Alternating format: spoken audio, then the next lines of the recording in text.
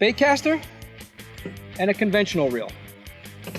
The first thing, the tools you're gonna need: nail clipper, scissor, dowel, screwdriver, pencil, your braided line, a glove rag or a towel, and obviously your backing.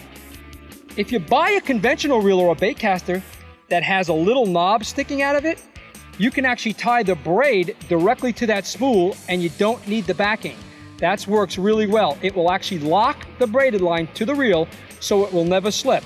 So if you buy a conventional reel or a baitcaster that has a little knob in the middle of the spool, that's to tie your braided line to, or your monofilament if you want, but you don't need backing on that choice. So first thing is put the backing on, which I already have on here.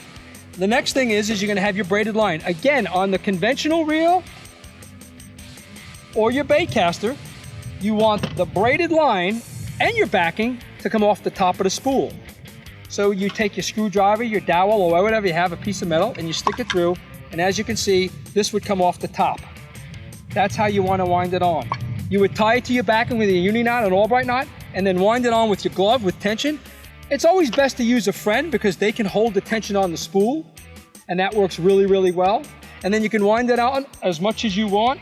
Some people put more backing, just like a spinning reel, so they save money and they only put 100 to 200 yards of braided line. I like to personally put very little backing, a few wraps, just to cover the spool so the braided line does not slip. And then I would tie my braided line and put as much possible of braided line on there. Another thing, people put tape on the baitcasters the same as they do on a spinning reel.